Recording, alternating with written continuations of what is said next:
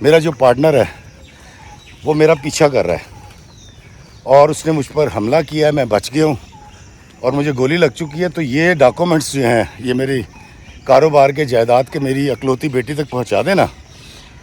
اور یہ brief case تمہارا. اور بسا اوقات یہ ہوتا ہے کہ ساری زندگی گلے شکوے شکایتیں کرتے گزر جاتی ہے اور بڑھاپے میں انسان بستر مرگ پہ پڑا یہ سوچ رہا ہوتا ہے کہ یار وقت تو وہ والا اچھا تھا جس میں شکوے اور گلے کیا کرتا تھا. اب تو میں چل بھی نہیں سکتا, کھا بھی نہیں سکتا, شوگر بھی ہو گئی ہے, بلڈ پریشر بھی ہو گیا اور میں ہارٹ پیشنٹ بھی ہو گیا. اور پھر وہ دوبارہ سے چیخو پکار کرتے ہیں, آسمان کی طرف دیکھتے ہیں اور معافی مانگتے ہیں کہ یا اللہ ہمیں معاف کر دے, ہمیں ہمارے پہلے والے دکھ, پہلی والی تکلیفیں دے دے, وہ زیادہ بہتر ہیں بجائے اس کے کہ ہم اس نئی تکلیف کے ساتھ نئے دکھ کے ساتھ جئیں. السلام علیکم میرے عزیزوں اقارب, میرے عزیزوں میں افتخار رفیع پیارے پاکستان کے سٹی آف لو لاہور سے. دوستو, کوپن ہیگن میں ایک لائبریری ہے. یہ ڈنمارک کا ایک شہر ہے اور اس لائبریری کا نام ہے ہیومن لائبریری. میں نے اس پر ایک ویڈیو پہلے بھی بنایا تھا, آج پھر سے اس کا تذکرہ کروں گا. اور یہ ایک ایسی لائبریری ہے دنیا کی واحد کہ جہاں پر کتابیں نہیں ہیں. اب وہاں پر کتابیں نہیں ہیں لیکن وہاں پر انسان ہے کتابوں کی جگہ پہ. اور وہ ہیومن لائبریری کس پرپس کے لیے, وہاں کیا ہوتا ہے, یہ بات میں آگے چل کے کروں گا.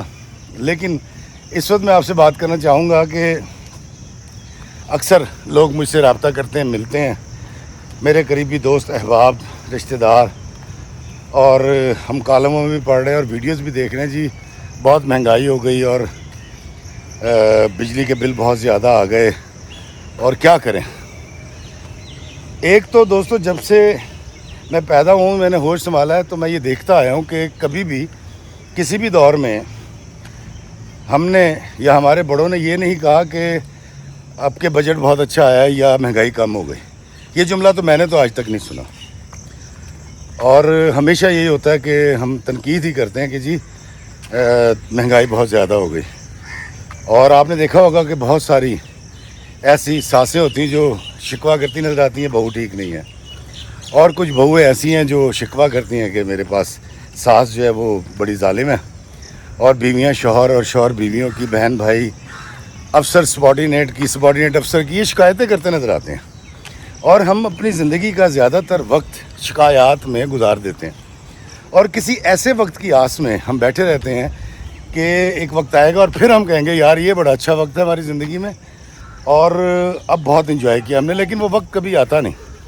اور بسا اوقات یہ ہوتا ہے کہ ساری زندگی گلے شکوے شکایتیں کرتے گزر جاتی ہے اور بڑھاپے میں انسان بستر مرگ پہ پڑا یہ سوچ رہا ہوتا ہے کہ یار وقت تو وہ والا اچھا تھا جس میں شکوے اور گلے کیا کرتا تھا. اب تو میں چل بھی نہیں سکتا, کھا بھی نہیں سکتا, شوگر بھی ہو گئی ہے, بلڈ پریشر بھی ہو گیا اور میں ہارٹ پیشنٹ بھی ہو گیا. تو وہ جو بابوں کی ایک اصطلاح ہے کہ صاحب حال رہنا, دوستو وہ بڑی کمال اصطلاح ہے. صاحب حال کا مطلب ہے اپنے حال پر راضی رہنا اور اللہ کا شکر ادا کرنا کہ یا اللہ تو نے جو عطا کیا ہے یہ بہت اچھا ہے میرے حق میں اور تیرا بہت شکریہ. اچھا دوستو, میں آپ کو ایک بات بتاتا ہوں کہ ہمیں ایسا لگتا ہے کہ ہمارے واویلا کرنے سے, کتھارسس کرنے سے کوئی تبدیلی آئے گی. کوئی تبدیلی نہیں آتی.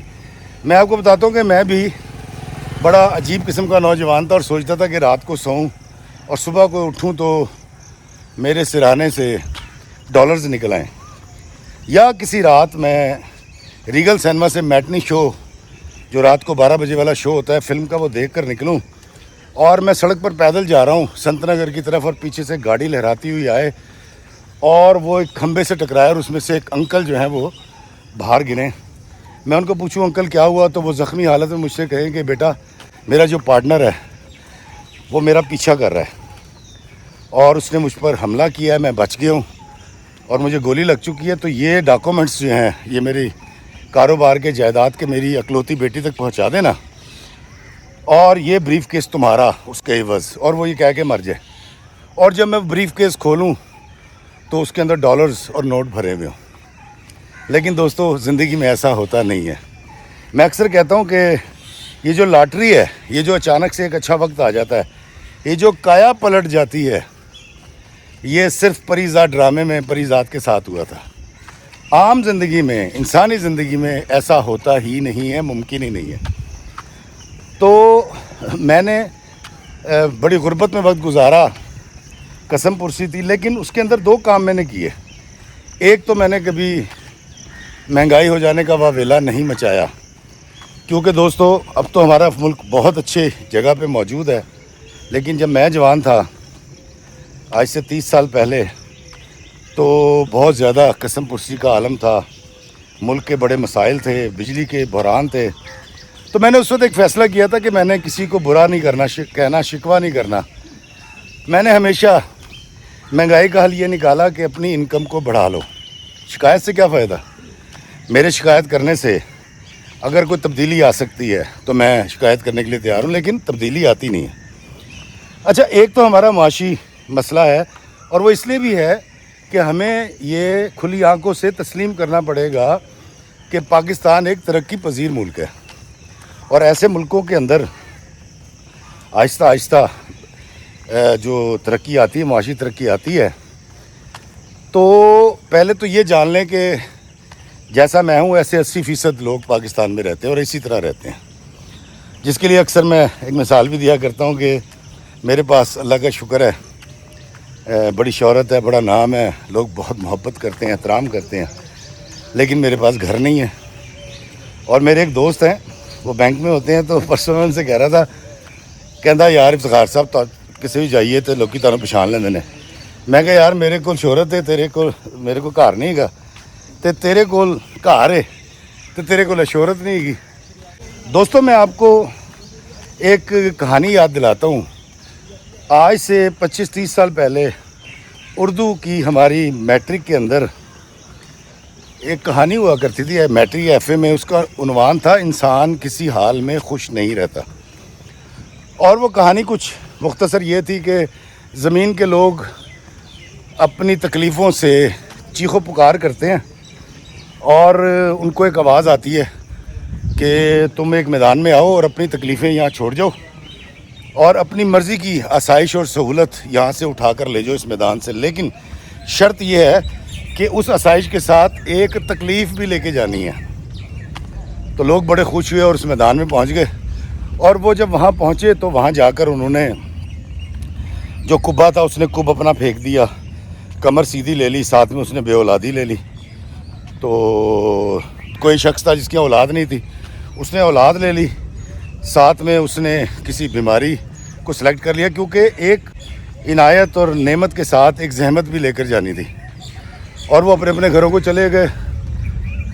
اور دوستوں وہ کہانی میں آگے چل کے ان کا نفس یا شیطان ان کو بھڑکاتا ہے کہ یار یہ تو پہلے والی تکلیف اچھی تھی، یہ تو تکلیف اچھی نہیں ہے، اور پھر وہ دوبارہ سے چیخ و پکار کرتے ہیں، آسمان کی طرف دیکھتے ہیں اور معافی مانگتے ہیں کہ یا اللہ ہمیں معاف کر دے، ہمیں ہمارے پہلے والے دکھ، پہلی والی تکلیفیں دے دے، وہ زیادہ بہتر ہیں بجائے اس کے کہ ہم اس نئی تکلیف کے ساتھ، نئے دکھ کے ساتھ جئیں۔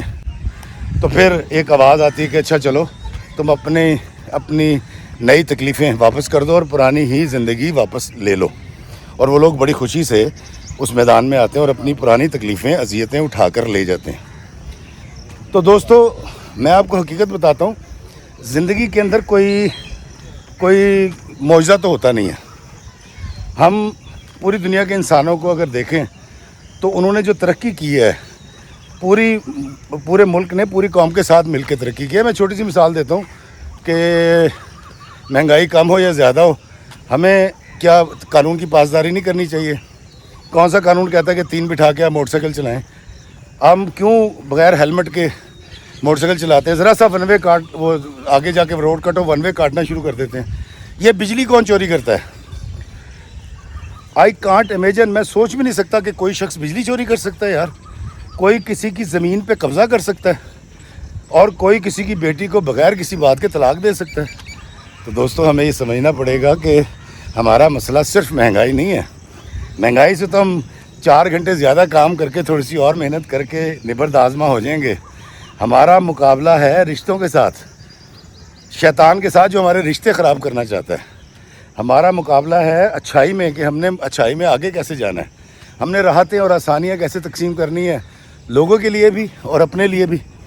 تو دوستو याद रखिएगा कि ये चीज़ें ऐसे ही चलती रहेंगी। हम अपने दादा को भी देखते थे, अब्बा भी अब बूढ़े हो चुके हैं, वो भी कहते थे महंगाई हो गई, और अब हम सब यही सुनते जी बड़ी महंगाई हो गई। महंगाई तो होगी क्या, ये जो घरानी रिश्तों के अंदर आ गई है। अस्सलाम वालेकुम जी, कैसे हैं आप, खैरियत।